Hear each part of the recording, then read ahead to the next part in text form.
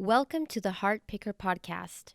I'm Lara Blacklock, your host, and this is episode 23.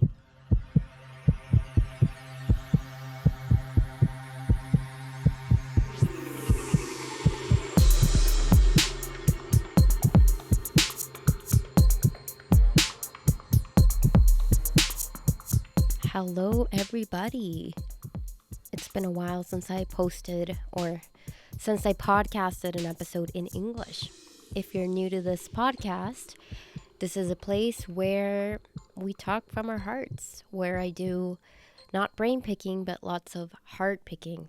I created this podcast because I wanted a safe space where I can encourage vulnerability as our strength, where I could tell my own stories, where I could tell other people's stories, a platform where I can inspire people to open their hearts and keep their hearts open to others as well. Now, I know this is a funny place because it's bilingual. There's episodes in English and there's episodes in Spanish, and that comes from my own background being half Venezuelan and half Canadian. So I appreciate your patience in waiting for the English episode to come around. I try to take turns between both, and, well, this is the way I've decided to tell stories because choosing one language or another is impossible for me. Today we'll be speaking to my friend, Tristan, a man I met in Yogyakarta, Indonesia. Of all places, we met at this little hostel in a city of Indonesia where not a lot of tourists go. I value this friendship because between Tristan and I, there is nothing that we have in common other than maybe our passion for traveling, our ways of living life by challenging ourselves and going through pain in order to achieve what we want. Tristan and I clicked in a very funny way, and I think we both have quite a bit of funny memories together that I don't think either of us will ever forget. My friendship with Tristan and other people I have befriended during my travels is a reminder of how connections that you make while you travel can last a lifetime, even more than the connections you have from your childhood. I've learned a lot from Tristan, and I think he's probably learned himself from his time with me. We had lots of good laughs together. We had lots of adventures together. And funny enough, we have not seen each other ever since that time that we spent together, 3 years. So when we had this conversation, 3 years had gone by without us actually having a call together. And there was a lot of reminiscing involved. But also, I've decided that I wanted to share his story with you guys. His story on how he overcame homelessness, how fitness and martial arts played a huge role in his mindset in order to overcome the obstacles he had been going through, and how he entered a new stage in his life, moving to New York from Miami, where he also experienced his bit of homelessness. Funny enough, it's not a drama story. It's the story of a regular man who just had to see this part of life or the situation that we would normally see as a tragic situation. But for him, this was a stepping stone in order to get to where he wanted to go. This was very inspiring for me, and it was very inspiring from the moment I first heard that he had gone through this. Something major that this episode taught me while I was in it and while I was editing is that it made me gain perspective on the amount of things that I consider are sacrifices in my life in order to achieve my dreams, and how sometimes those sacrifices aren't as bad as we think they are when we put them into perspective with what other people have and are going through in their own lives. I admire Tristan big time for overcoming these situations in his life and living life in his way, in a way that's brave, and for how he has stuck and committed to his practice in jiu-jitsu and in his training and his fitness. I haven't seen or met a person that is as committed as Tristan is. So I hope you guys enjoy, and I'll see you on the other side.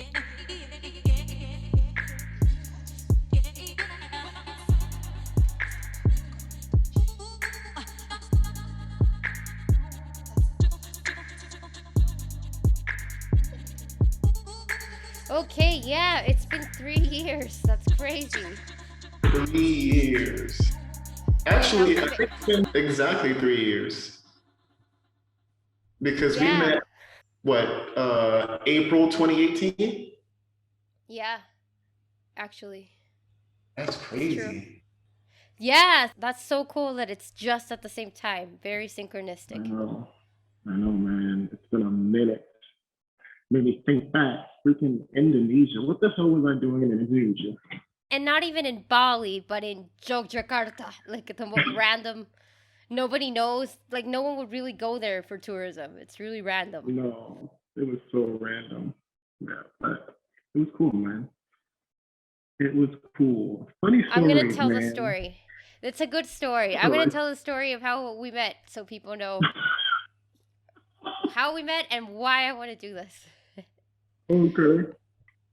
Okay, so then the first talk was when I got up and went and to have breakfast, and they'd get at this place. They'd always leave at the table a bowl of rice, and I think that's it. Maybe meat.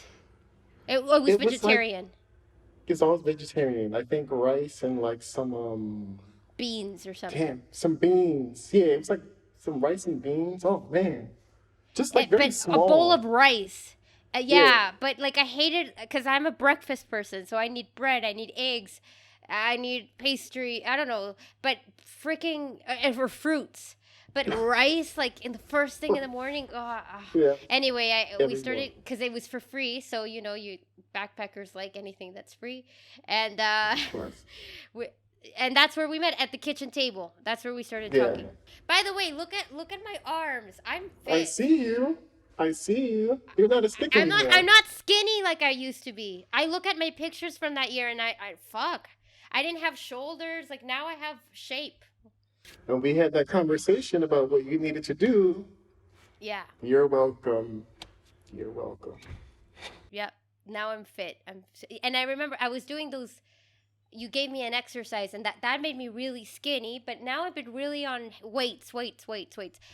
And I was So telling I can you, see the lift difference. heavy. Yeah, And man. I You can start also see lifting. it when I stop, like 2 weeks, and I remember you when you were like, I'm so skinny right now. I'm so skinny right now, because you stop and then you. You But shrink. So anyway, like, no, no, that's good, man. Because like, remember our body types were ectomorphs. We're really skinny. So for us to maintain that weight, we have to keep working out. We got to keep, yeah, or else we'll shrink. Yeah. So look at yeah. you. I'm proud of you. Look at that. No, yeah. I didn't realize how skinny I looked. Hmm. But anyway, this isn't about fitness. Uh, and then we went on a volcano hike, Oh my and God. um, and at 1 a.m. and to see the sunrise, and I thought I was gonna die. We all thought we were gonna die. At least I thought I was gonna die. We skipped. Okay, wait. We skipped the part where we started hanging out, which was I went to get a scooter and do a couple errands, and then when I returned, We there were went snakes. There to. were kids playing with snakes in the Oh park. yeah, yeah. I remember that. Oh my God. Like that's That's just where a where norm. we yeah, and I came in and I'm like, you have to come out now. There's snakes. There's snakes. Like, come see this. I had to share it with someone, and because all it was so weird. All these kids having picnics with snakes. Never seen anything like that, man. Yeah. And so that was cool. And then I told you, okay, do you know how to ride a scooter? And you're like, no. And I'm like, what? I was really show offy. I'm like, you're in Asia and you don't know how to get on.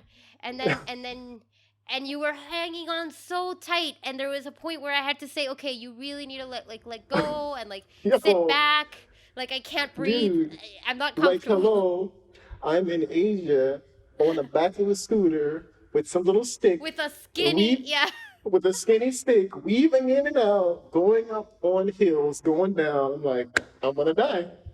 I'm And the gonna die. traffic, like the The amount tra- of scooters. I don't know if I could do Dude, that now. I don't know. I'd have to Hmm. get used to it all over again.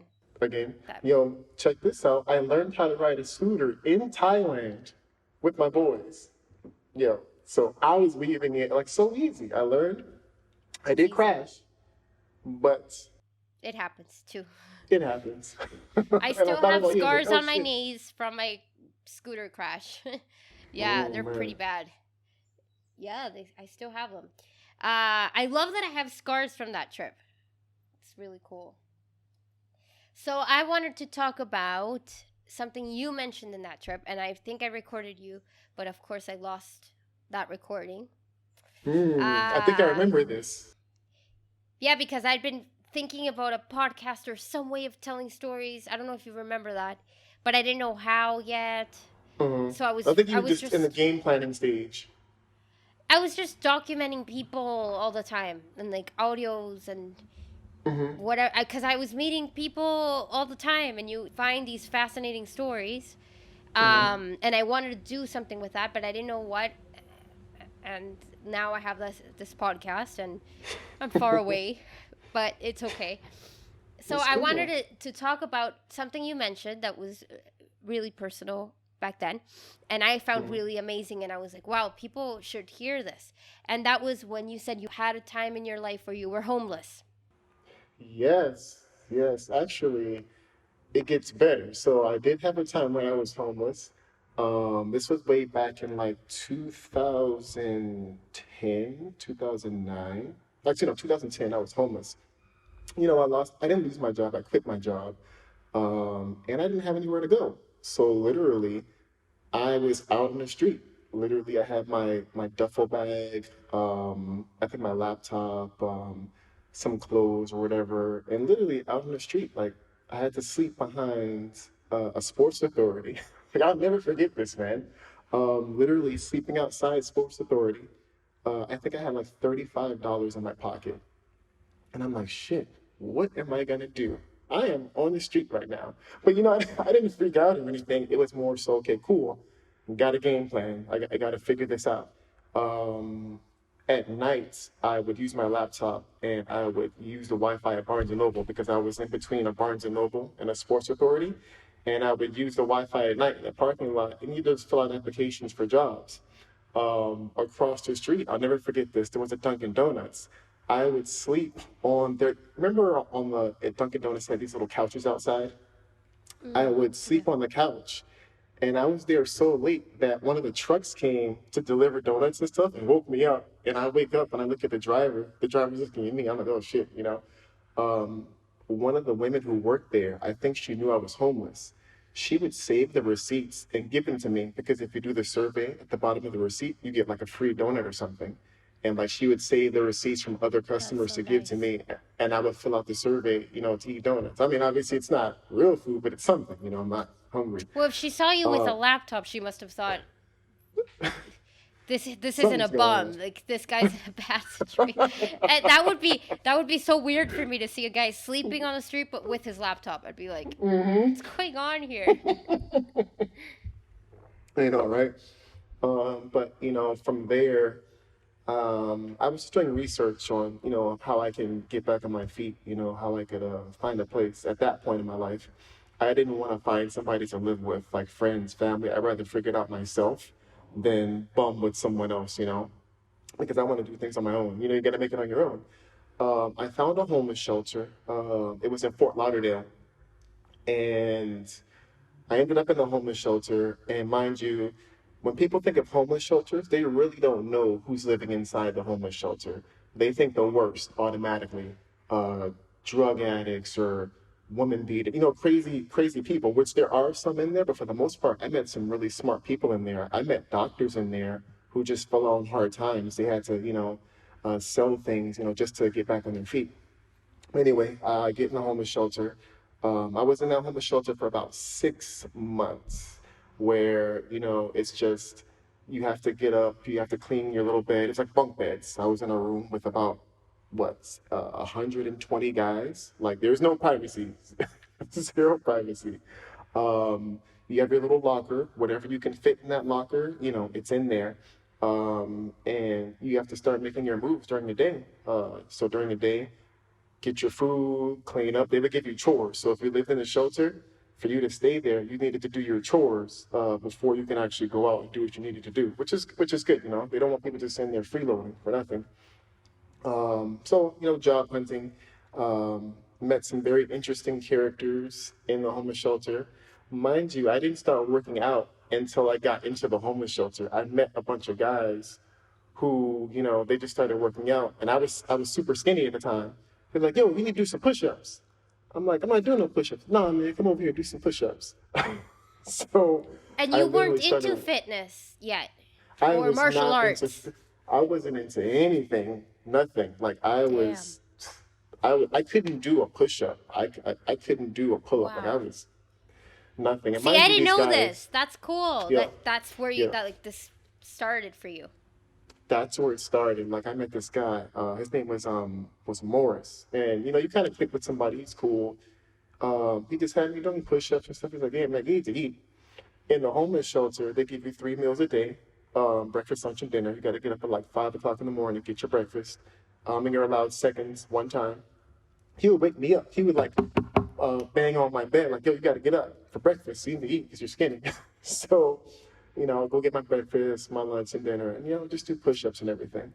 But in the shelter, man, I think that was probably my lowest low in my life. Like literally, I'm in a homeless shelter. Like I was just like, damn. I wasn't sad. It was more so like, how the hell did I end up here, and what am I gonna do to get out?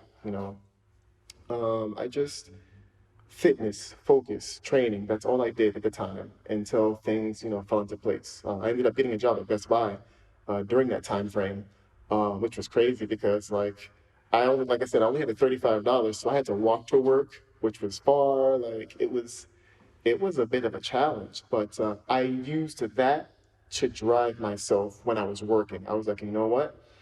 Let me do what I need to do to never end up in this situation again. You know, People wondered why I worked so hard, and why I was the way I was, because when you're homeless, you ain't got nothing else.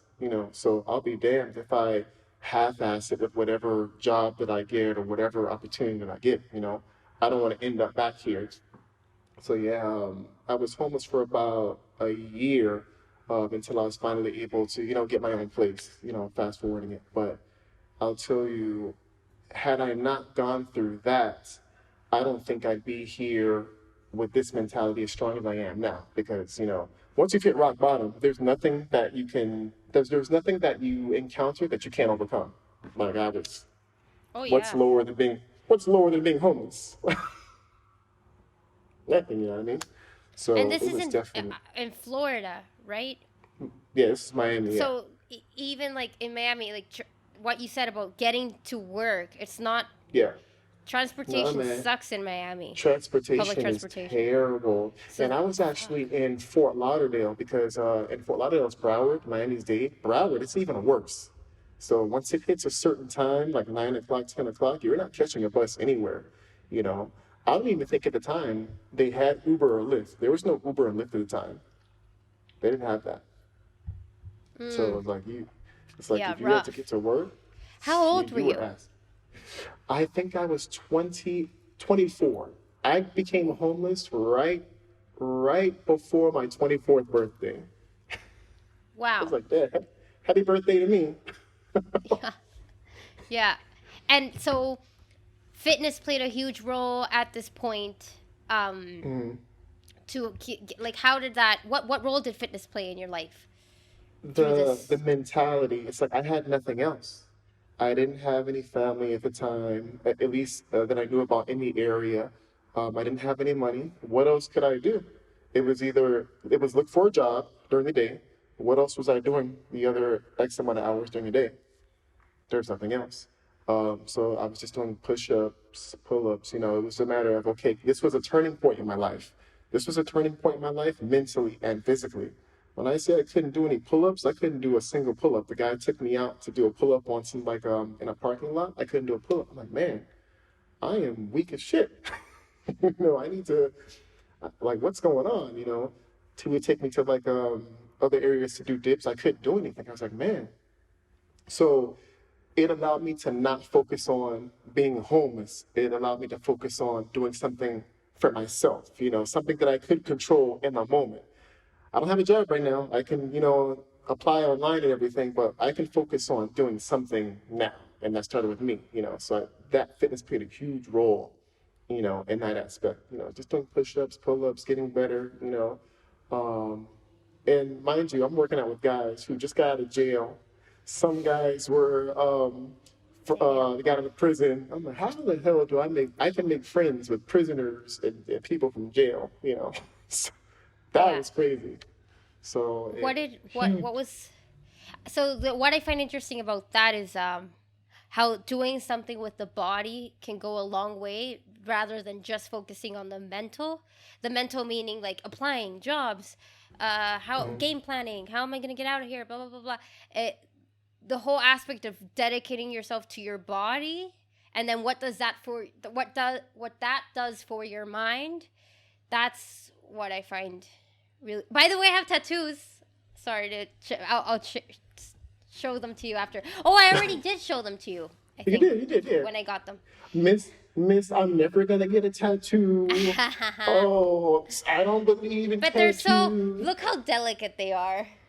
But still, So like I said, delicate.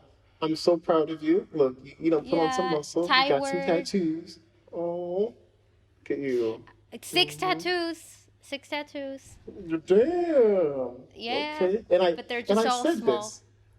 I said this. I was like, you're gonna change. I was like, your mindset's gonna change. And sure enough, So that stuck with you, right? The whole fitness. it stuck with me to a point until I got out. Excuse me. Until I got out of that. But the fitness part, it's funny that how you mentioned focusing on the body, which enhances the mind. A lot of people really don't know that. It's together. You train the body, it trains the mind. You train the mind, it trains the body. But for me, to keep my sanity, I had to focus on training, the body. It allows me to shift my focus to something else, until I need to shift it back to the mind, getting out of that situation.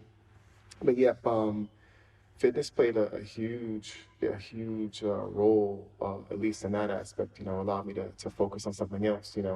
I could have easily sat there, done nothing, be depressed, moping around. Oh man, what am I gonna do?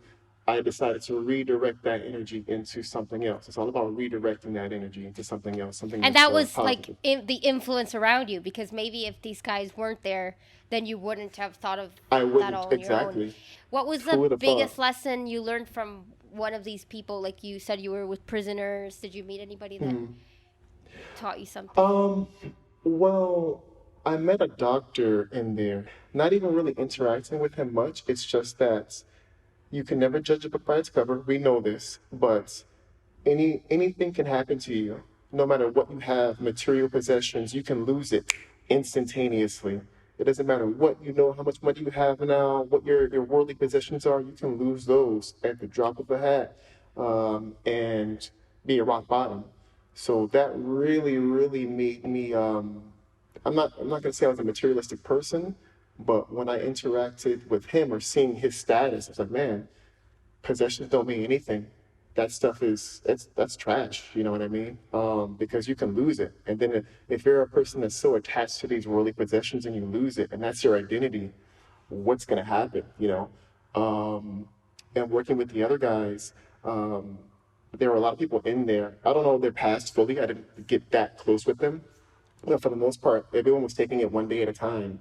Everyone focused in the moment. No one was walking around like, oh man, no, they were just doing what they had to do, out the next day. Keeping it very simple. I couldn't stay in there thinking about what's going to happen in the next 6 months, what's going to happen in the next year. Nope. Focus on the now, in the moments. Take each day at a time. Take each day at a time. So yeah, man. It's been a while since I actually had to really think about that, but it puts everything into perspective. So do you think that helped you stay present now, like that lesson of staying present and not thinking so much into the future? every now and then we all tend to forget, and we need those reminders. So I had my times where I would still, forget about the now, think about in the future, and then I get a snap back to reality. So I think we tried to do the podcast thing, what, last year? I think around, I forgot the time. And then you're like, yo, we're gonna do the podcast. I'm like, right now, I'm in a bit of a situation. So let's fast forward to that real quick. Mind you, I moved to New York November 1st, 2019. And that was just on a whim. I think I was in Thailand in October, and I was in the house with my friends. And I was like, man, you know what? I'm so tired of the rat race, doing the exact same thing every day, not challenging myself. It's like I feel like if I stay here, I'm not going to get to the next level, whatever that level may be, physically, mentally, emotionally, spiritually. I need to move. Sort of like, where are you gonna go? So I look at my Delta app and I have, like, the frequent flyer miles. It's like, man, I can travel to New York for $5. They're like, New York? You're gonna go to New York? I'm like, yeah, I'm gonna go to New York. And they're like, okay, cool, Like, all right, watch. So I get back from Thailand, and I'm on my patio at home, and I book a one-way ticket to New York. And I tell him, yeah, I'm going to New York. He's like, you're going to New York? I'm like, yeah, I'm going to New York. He's like, what? He's like, who do you know in New York? Nobody. No job. No, I don't know anyone in New York. The last time I've been to New York was like I think 9 or 10. So the New York of 9 years old means nothing when you're 30 something years old. Um, anyway, I leave Miami, get to New York November 1st. I'm in the airport, Miami International, and I am shitting bricks. Like, I'm like, oh my God, what am I doing? I can't believe this. I think I had like $400. I'm like, all right, cool. It's a make it or break it. And you know what? Had I not been homeless years back, I would never done it. Because if I can survive homelessness at that time, there's nothing that I can't survive. I survived with $35. I got $400 going to New York. I'm pretty sure I can make something happen. So I get to New York and I'm in LaGuardia. Mind you, I'm not prepped for winter at all. I'm a Miami boy. So I get there, I get outside, and the wind blows. I'm like, oh shit. I'm like, yo, it is cold. I was like, yeah, I gotta find a place to stay because I'm not trying to be out on the street in New York or Queens or wherever at night, 10 o'clock at night with suitcases. That's like saying, hey, come rob me, come take stuff. Um, but I'm in the airport, got my laptop. I'm like searching, okay, where can I stay? I don't want to spend any money on a hotel for like 1 or 2 nights or whatever. Guess what I find? I find a homeless shelter. I'm like, shit. I'm like, here we go again. I'm like, I'm gonna have to get into a shelter. At least that's a place I can stay until I can, find some work. You know, the first time I became homeless, it wasn't my choosing. It happened. This time, me doing it myself, it's a different ballgame because now I know what I have to do. I've been through it before. It's just gonna expedite things for me to get on my feet. Man, I get to the shelter. I have all my paperwork.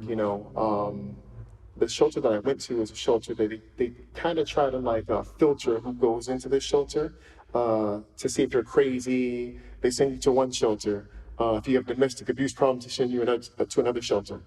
When they do like the evaluation, I'm like, yo, man, you don't need to be here. So we're gonna send you to a different shelter. So the shelter I go to, it's a really nice shelter. It's like actually a hotel.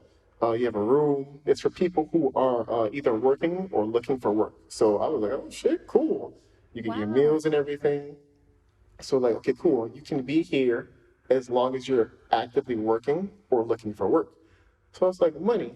So mind you, I get to New York November 1st. I start applying for some jobs. I get a call or an email from Staples saying, hey, you know what, we saw your resume, hey, apply on our website. I'm like, okay, cool, I applied. I ended up getting a job the next month after as an assistant manager at Staples. So I'm like, yo, imagine if I were afraid, didn't make the jump. And mind you, I was making more money than I was making back home in Miami. I was like, yo, that's a month in. Then COVID hits. Boom. COVID comes and decimates. Now I'm stuck in the shelter. Everything's on freeze. I can't.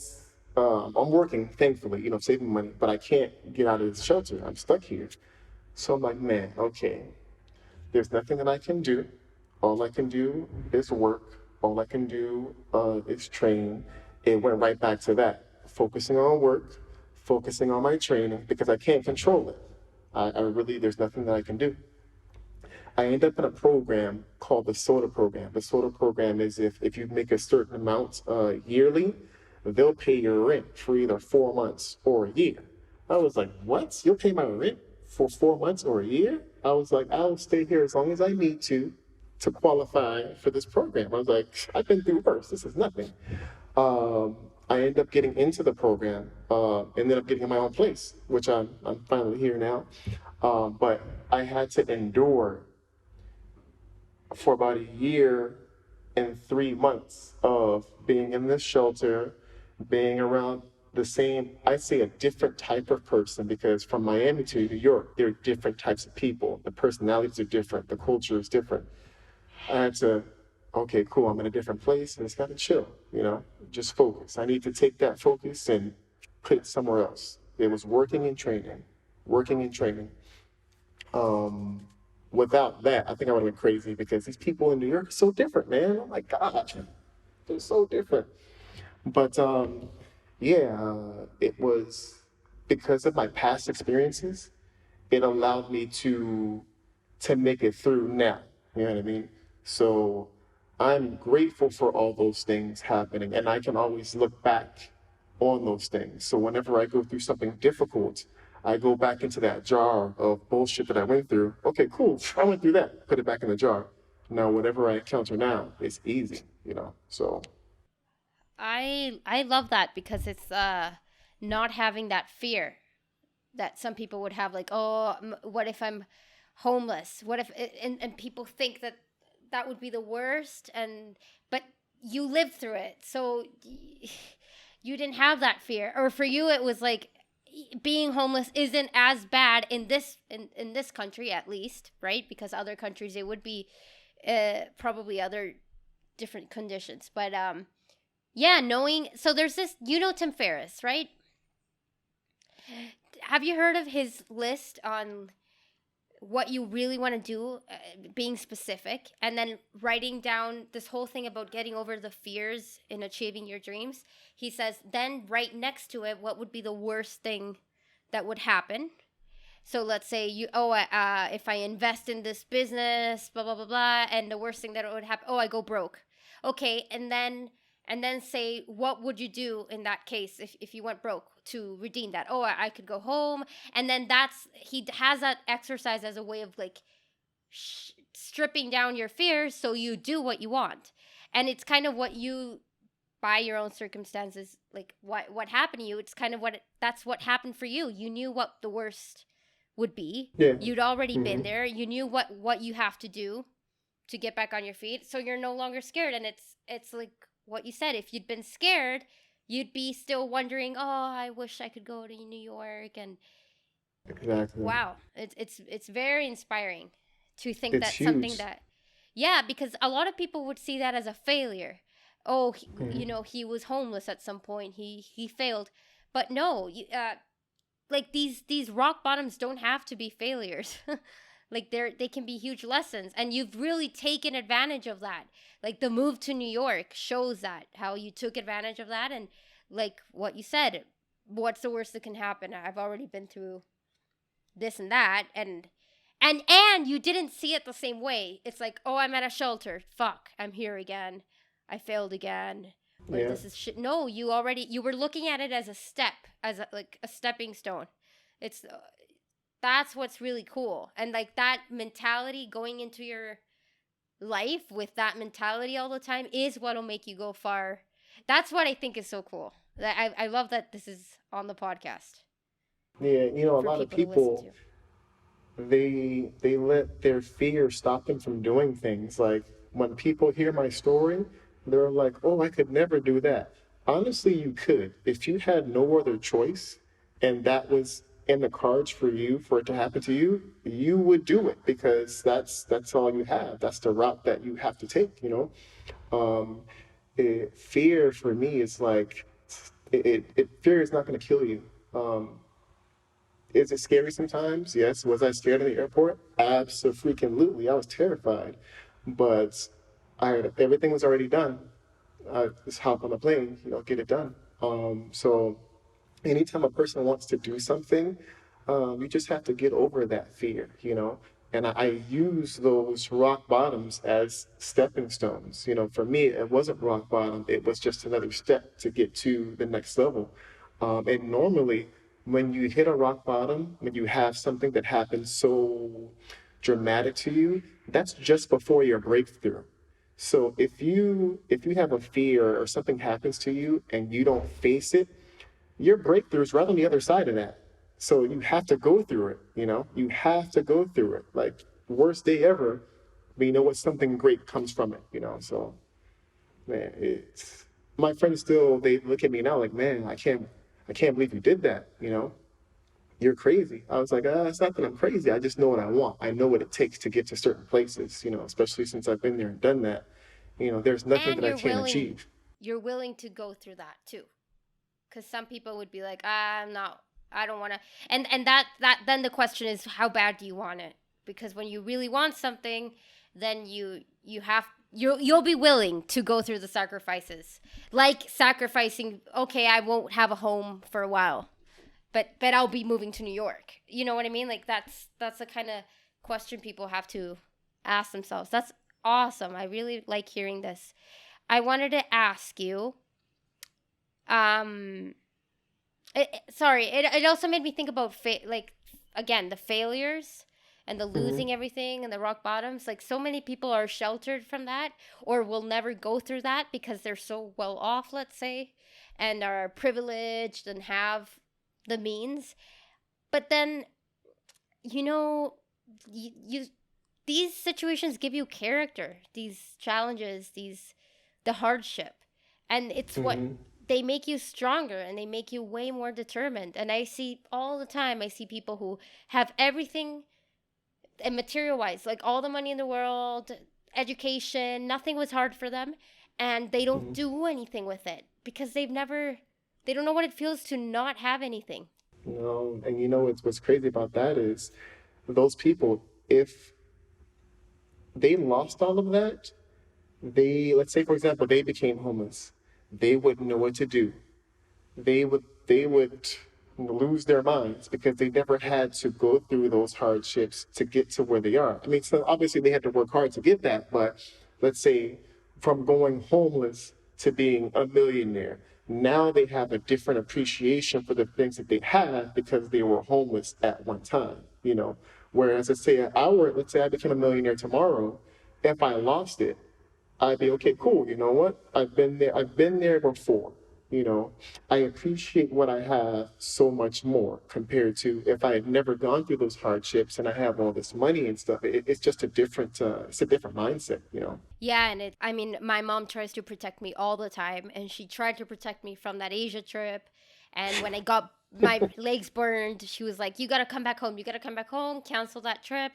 And a lot of the times, it's like you have to remind your family or your friends that it's okay. You know, if these challenging times come, it's okay. It's only gonna help me Yeah. become better. It'll suck in in the moment, but it'll make me better as a person. And you could have gone to your family. That's what I find even more interesting, and that's what a lot of Mm-hmm. people would have done. Gone to their like find yeah, whatever they can, that comfort in Mm, someone. yeah. Yeah, I think that's a cop out. It's like, oh, you know what? Let me go up there. Let me go back to Georgia to my mom, and that would be failure to me. That's failure, where I made an attempt to do something. It was too hard. Let me go back. That would have been a failure to me. Okay. Then you go That's back cool to, because I wish I everybody would have. defines their own failures. Yeah. That's another Mm-hmm. interesting thing. Mm-hmm. As Is opposed to defining me. that for yourself. There's so much. Yeah. That's another thing. Like failure is defined by the people around you, your society, your Hmm. friends and family, but when you decide what success and what failure means to you, then it doesn't matter what other people see, because other people would Correct. look at your situation and be like, dude, you're so stupid, just go back home. Like, why are you in a homeless shelter? You don't have to be in a homeless Exactly. shelter. That's interesting too. Exactly. Exactly. And for me, that would be my success. Working through it, getting through it. Exactly. That's my success. I could have easily went back home to Miami or went back to Georgia. That would have been the easy way out. I was like, no, I didn't come this far just to go back.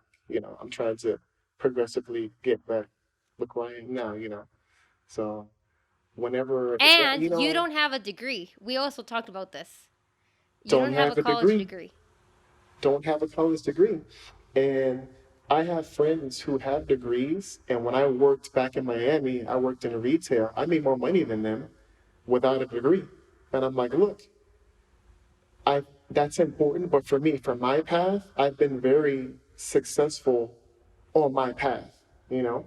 Um, and I think, just that determination, like I said, I've been through hell and back. And man, that has built me up so much more. Let me tell you, traveling helped out with that too. Us travelers, we're able to adapt to different places and situations a lot better than people who've never traveled before. We've been halfway across the world. I don't know about you, but I've been stranded in Korea before. I got stranded in Indonesia on my way back. So going to a new place, going to a place I've never been before, it's nothing to us. We're travelers. So that's another thing that we can take and apply to whatever it is that we encounter. Yeah. Oh yeah, that's why I like traveling, and traveling in this style that's different.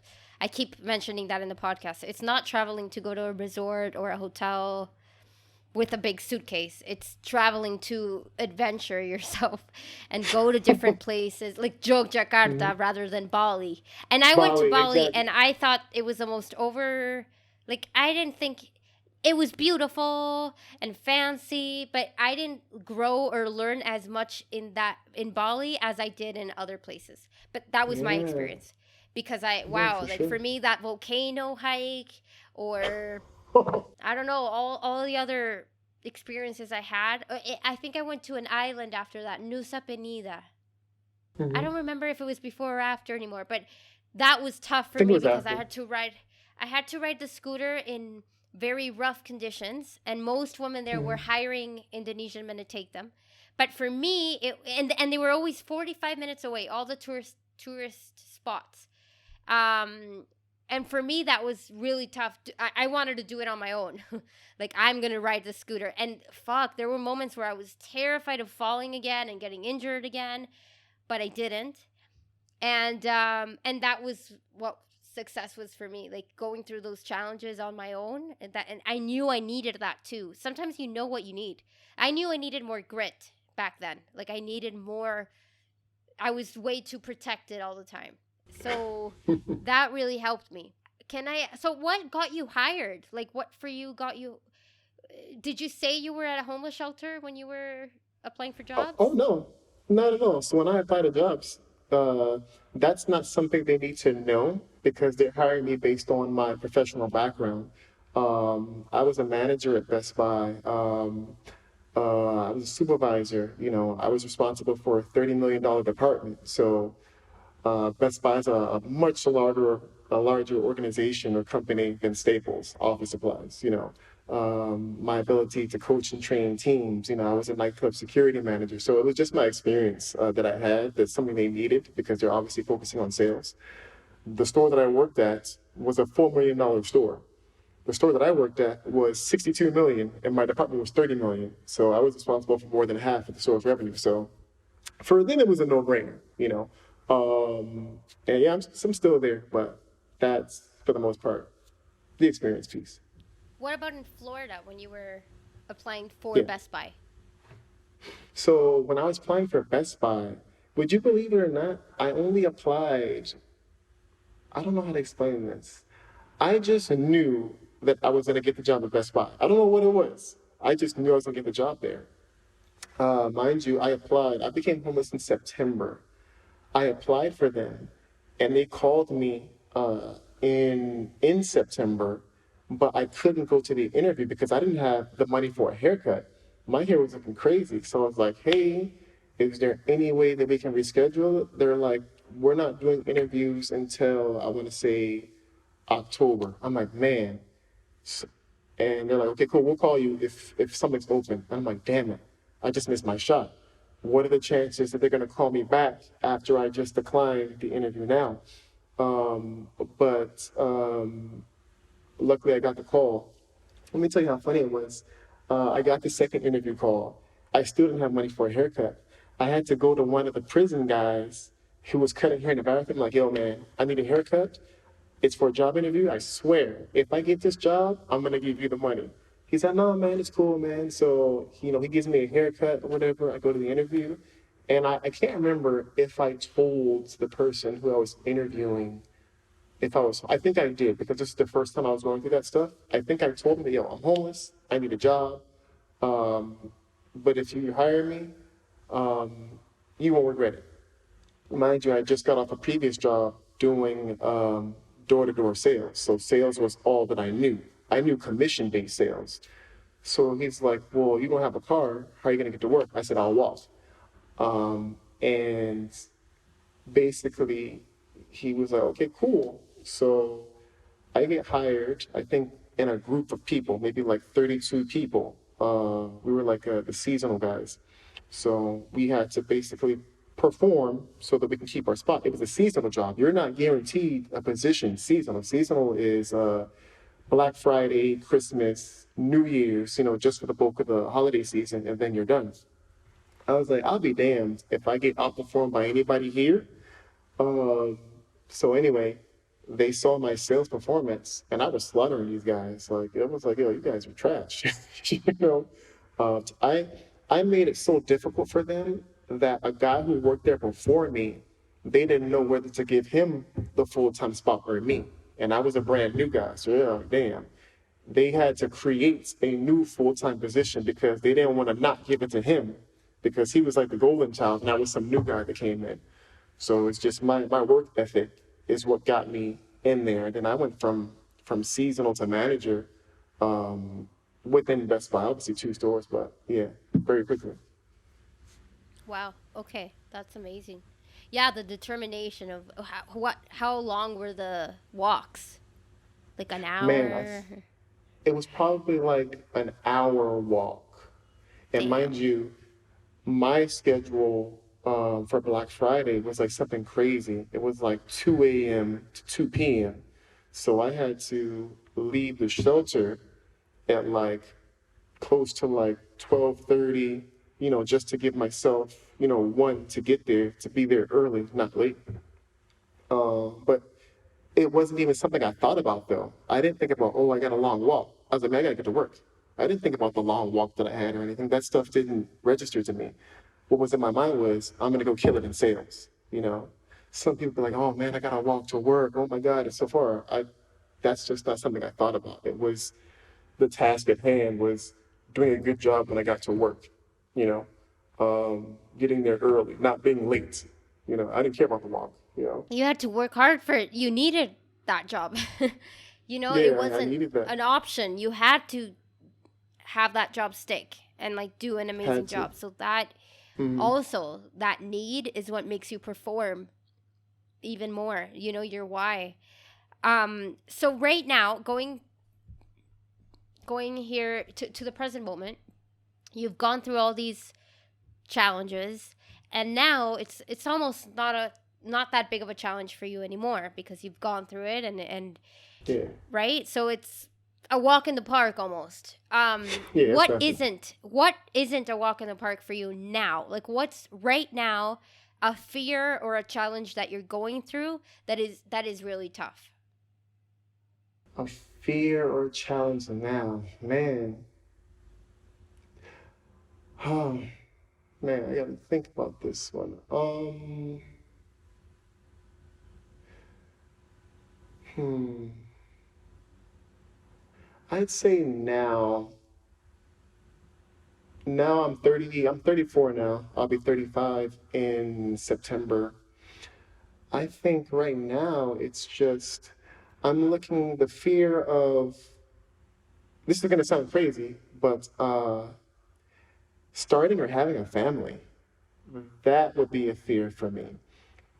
Because I'm so lone wolf. Like I've done things by myself. I've never had to ask anyone for help or do anything. Um, I'm so used to fending for myself. I've never had to have a family that I'm fending for now.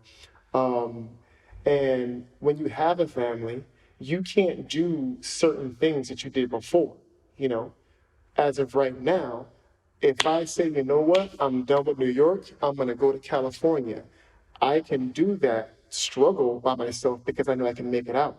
Having a family, I can't do that anymore. I can't just go take a family, hey guys, we're going to go here and struggle with a family. That's a different thing. Now I'm not just responsible for myself, I'm responsible for who I have with me. And that would be a fear because it's like, okay, cool. I have a family now. But now my decisions, it can't be, not that my decisions were reckless because I knew what I was doing. I have to be much more wiser with the decisions, taking those risks. Unless I find somebody who is with the same mentality, they're like down for it. That would be a fear for me. That'd be okay, cool. When I'm with this person or when I start being with this person, what's the mindset gonna be? Can I still do what I do normally with this person? That's kind of scary because let's say, for example, my path is gonna lead me on the West Coast and I have an actual family now. So okay, cool. You know what? I can't take this chance because now I got somebody that I'm responsible for. That it when I know that will come in the future, but that will be a fear. You know what I mean? And it's something you Um, want as well. You want a in family. the yeah, I want a family. Of course. I definitely want a family in the future. But that would be the fear. That would be like Unless you a different challenge, a total different that game for you. that'd be a Eh, totally different challenge. I would need to be super, super stable where I can say, hey, you know what, guys, we're gonna go do this, but I'm so stable, we wouldn't have to go through the struggle or anything. Because the last thing you want to do is take someone that you love and put them in some bullshit that they can't mentally handle it. They've never dealt with that before. So that would be a big challenge for me. Okay. Huge. Okay. Okay. It also would be really interesting for a kid to be raised by you because like you'd probably also give them huge lessons in terms of going for what they want. Going for what they want. Stop like a lot of parents project their fears onto their kids. Yeah. And so get the degree, get the job, blah blah blah blah. I think you'd be very more interested in what do you want, and Yes. having them be fearless in getting what they want. So I'm Correct. I'm Yeah. trying to see the other side to your fear and challenge. Like that would be, Mm, and no, you for wouldn't be sure. on your own. So you would have the person you're having a family with would have their own mind and could probably say, let's do this. Let's take this chance and Yeah. this is how we're gonna do it and just Yeah. giving you Hmm. some No, words that of that's huge too. yeah. Because You I wouldn't be on your remember, own. It wouldn't be just you being responsible. It's you yeah, and your partner being responsible. yeah, for sure. I remember I followed there's a guy, his name is TJ the Thinking Man. He does Muay Thai. And him and his wife moved to Thailand. And I think they were in Thailand for like, I think maybe 3 years or 5 years. And he came home one night. I'll never forget the post. He came home one night and he told his girl or his wife, hey, I want to go to Thailand. I want to move to Thailand and I want to pursue Muay Thai. And her response was, okay, cool. When are we going? Wow. And I was like, wow. And they have Yeah. kids. They have two little kids. I was like, whoa, that's huge. Yeah. And they sold everything, uprooted, lived in a nice house. They uprooted everything and moved to Thailand. I know that wasn't easy. And she was doing the Muay Thai, like she was fully supportive. So that's a huge thing too. So if you got somebody who's down for it, which she was, that and they moved back to Texas, I think now they're back in the States, but to have somebody to say, yeah, I'm down for it and go over there, Yeah, the that's sense of huge. adventure, risk, and living a different way. So many people are trying to ground themselves and find a roof over their heads and the stable job and the stable income. Hmm. And Yeah. well, for me, I don't relate to that at all. Like that scares me. I don't want that. I want to move. So my challenge Yeah. is how do I move and be stable at the same time, like in terms of income. Um, but yeah, I guess it's finding that person that aligns with the kind of life that you're seeking to live. I want to ask you, what have the martial arts taught you? Oh, what hasn't it taught me? Well, I do judo and jujitsu. Martial arts, so man, I can't even, I can't think of what it hasn't taught me. It's taught me so much. So I'll just break it down. For jujitsu has taught me three key things: when to hold on, when to let go, and when to transition. So in jujitsu, if I'm doing a particular move and it's not working, I gotta let it go and go on to the next move. In jujitsu, if I have a really good hold on someone and it's working for me, I gotta hold on. So jujitsu's taught me what to hold on to, what to let go, and what to transition into. Judo has taught me to commit. Judo, whenever you do a throw or a takedown, if you don't have faith, 100% belief in a throw, you're gonna be hesitant, you're gonna half-ass it, and it's not gonna work. So judo is commit, go 100%, have belief in your technique, and it'll work. And it's a never-ending process learning the two arts, and those will probably be the key four things that's helped me along the way. If you're gonna do something, commit to it. If it's not working and it's really, really not working, learn to transition to something else that will work while still following the same path. But man, also a level of focus, whatever it is that I'm trying to do, focus, be in the moment. When I'm doing jujitsu, I can't be thinking about, oh, rent is due, oh, the weather, oh, I have to be in the moment. You have to problem solve in the moment. So aside from, being homeless, all this other stuff, martial arts just taught me how to have that focus, how to problem solve on the fly. Because literally, jujitsu, like you got a guy trying to strangle you. I have to figure out, damn, how do I not let this guy strangle me while being calm? So, problem solving, being calm in the moment, both of them have helped me infinitely. That mentality translates to everything that I do. Everything. Does it come automatic to you, or do you have to implement it? Okay, the situation, and remind yourself of using all these strategies, or does it just come It natural to you? it becomes automatic. I don't have to sit down and say, okay, cool, let's focus. It's just because you're just used to focusing. You know, you identify the problem. Okay, cool. How do I solve that problem? Just like in jujitsu, I can't sit there and pause. Okay, time out. This guy's trying to strangle me. What do I do? No, it's going. You're going. You have to problem solve on the fly. So, and that comes with years and years of training. It just automatically seeps into everything else that I do, whether it be work, issues. It just comes inherently at that point. And how did you start this practice? Jiu-jitsu, well, it started when I was a little kid. The Bruce Lee movies, not jiu-jitsu specifically, but martial arts. You're watching the Bruce Lee flicks as a kid, punching and kicking and stuff. I always loved the martial arts because I think that I really gravitated towards it for whatever reason. But jiu-jitsu, I started watching. Are you familiar with the UFC, right? The Ultimate Fighting Championship, the guys in the cage fighting. Are you familiar with that? No, not What? very much. Or Oh, you yeah, got where everything counts and it's like the mix of everything and they're fighting yes. using. Okay, yeah, I saw it. I was at a restaurant the other night and they had a fight and that was the first just a month ago. The first time I was like Wow. really paying attention to Wow. it. The first time. Wow. Yeah. Man, that's crazy. So that is what I saw some little skinny, puny guy, Horace Gracie, choking out some guys years ago. And I was like, oh man, I want to learn that. But I never had the money, to do it or anything. I didn't even know where to go. But just before, this is funny, just before became homeless, I was looking for a job in Pembroke Pines, and I found this jujitsu center. I was like, okay, cool. You know what? Let me see what this is about. I was looking for a job, and the guy was like, his name is Wagner Oja, and he's like, I can't give you a job, but I can give you a free lesson in jujitsu. I'm like, okay, cool. You know what? Let me try it. This is before I was into fitness, into anything. He does a fitness test on me. Oh my God, it was so embarrassing.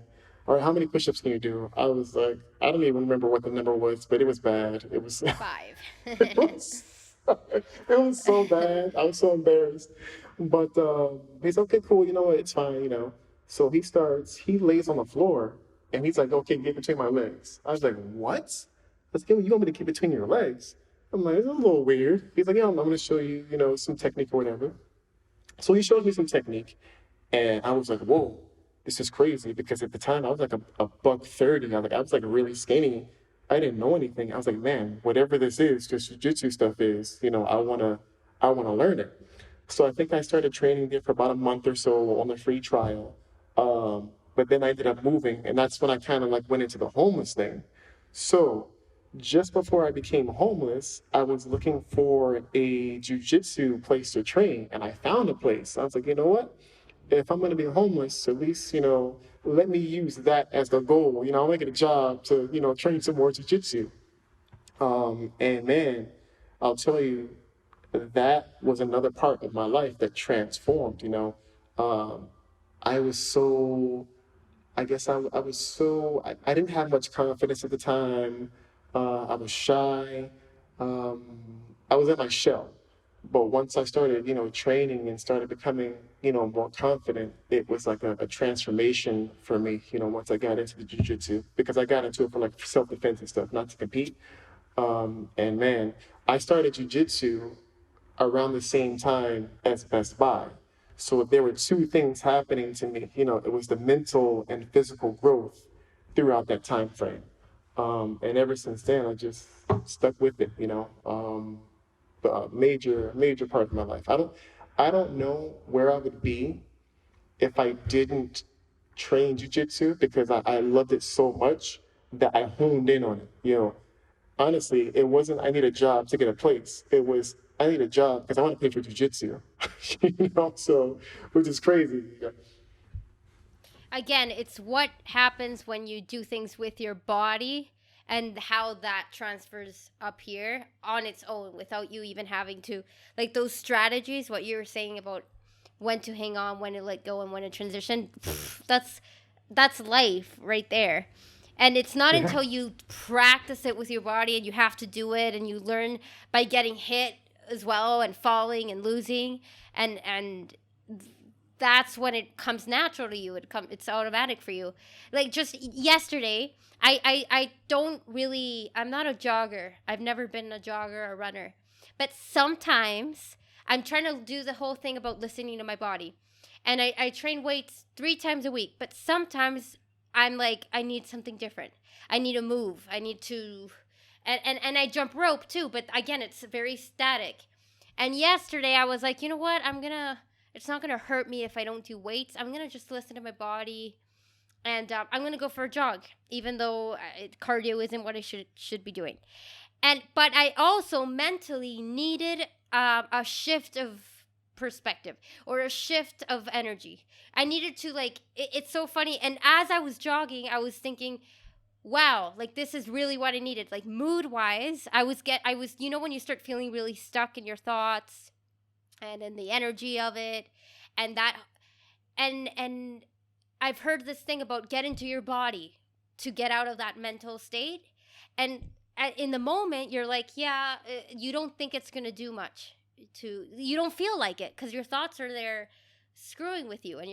But I needed to move. And as I was moving, it shifted. I came back feeling a lot better. Like it really shifted me from where I was at mentally and emotionally. And so that whole thing about listening to your body, and if you find a practice that really helps, amazing. I've never been able to like find one thing and just stick to it, because I change. So like before I was swimming, and doing yoga, and I think I told you, like, I'm doing so many things. I don't know how to focus, and one I can't. Now I'm wanting to swim again. I really need to be in the water and flowing again, and I just really like that. And yoga, I was doing a lot of yoga before, and now I have to push myself to do yoga. It's becoming like a chore, and that's where I start listening. Like, that's just maybe my personality, where I need to switch it up every now and then. And I've been listening to that too. Like, fuck, if I don't want to do yoga, I'm not going to force myself to do yoga. I'm sure I'll get the craving again. So I do it a lot less than before. Before I was doing it a lot. Now I do it like once a week, And now I want to move more and do jog or dance or be outdoors, hike.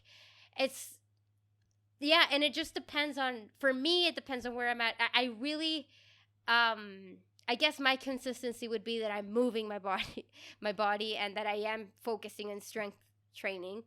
But I really love it when I see someone, like, when you stick to one discipline, how you progress is amazing. Like, I wish I could have that, or find that one thing where I really stick to it and see what You happens. can.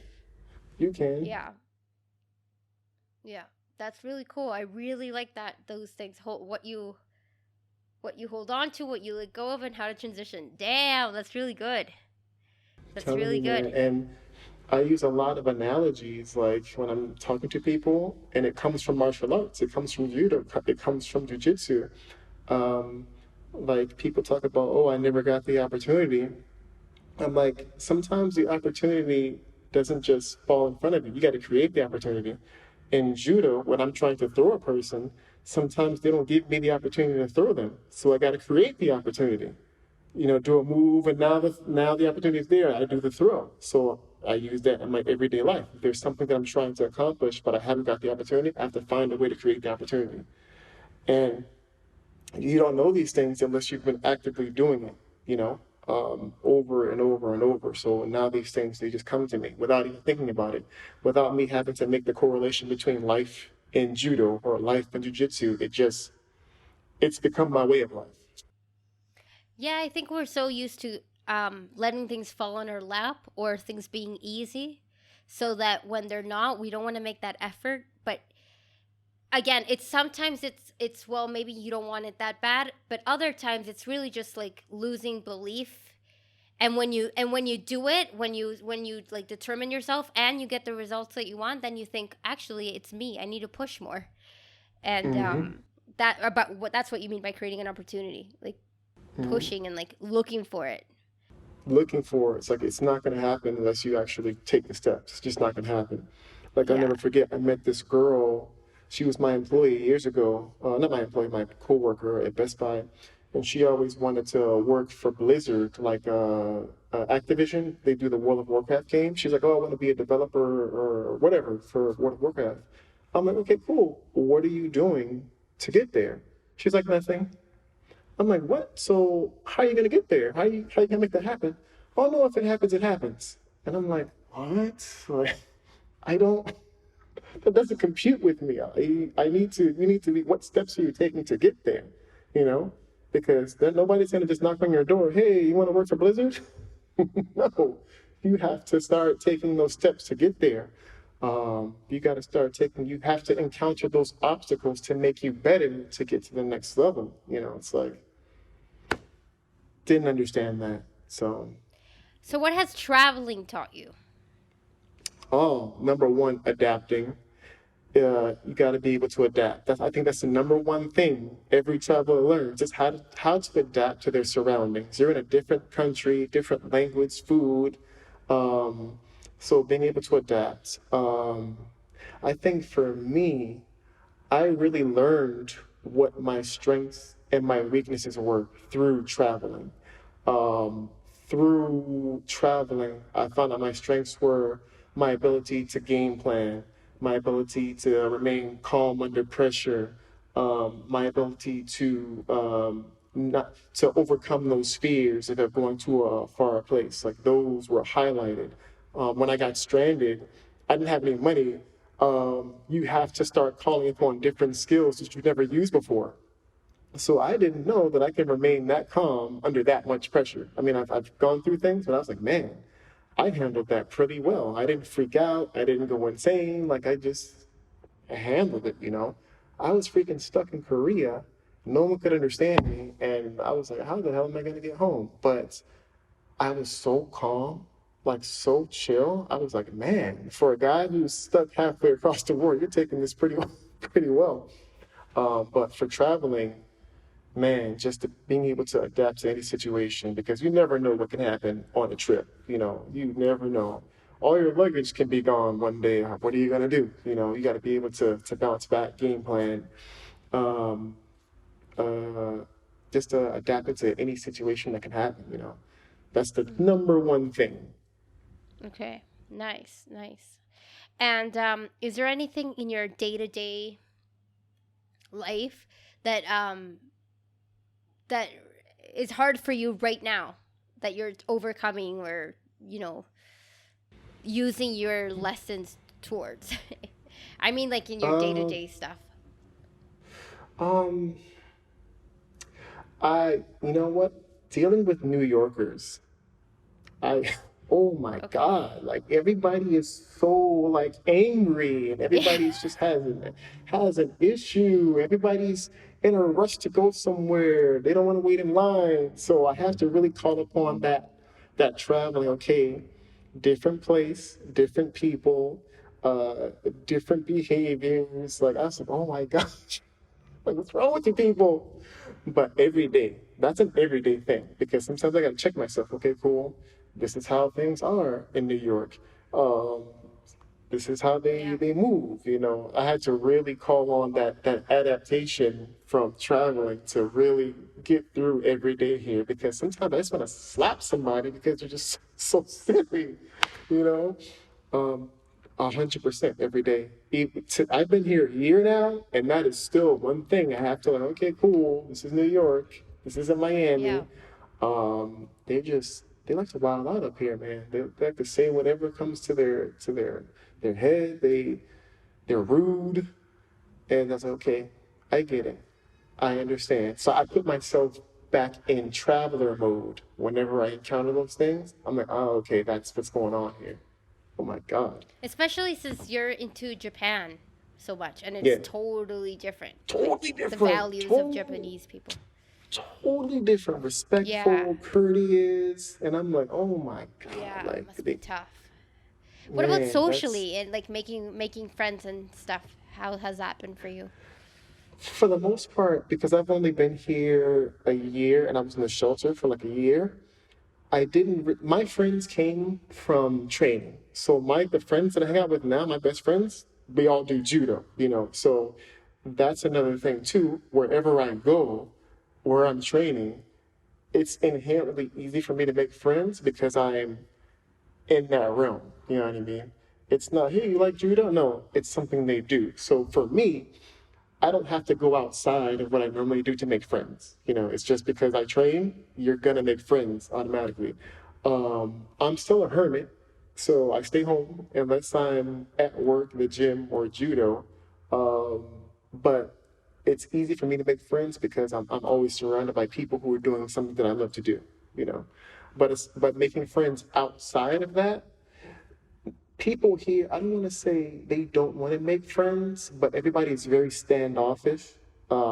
They feel like you're trying to do something, you know, everybody is trying to hustle or trying to get over on them. So everybody has their wall up, you know what I mean?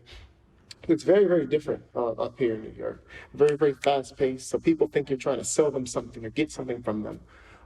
So making friends outside of that, like I said, I'm a hermit. I don't even really care as long as I can go train. And if we're friends in training, cool. But whatever. Oh, I see. I see. So I think this will be my last question that we can close off with, or we can end this with. It's been an amazing conversation. I want to know if you see someone, if someone's terrified, they want to do something, but they're terrified again, like they're stuck in that fear. And I think we both know what it's like to be stuck in the fear. Mhm. What are the first steps that you would advise them to do to get them to let go of that fear or to help them move from that into doing what they want? I'd say write down your fears. Write down what scares you. Put everything on paper. You know, whenever you write something, you remember it more. You're able to problem solve more. Write it down, and really address each fear. Like, why am I afraid? Am I going to die from it?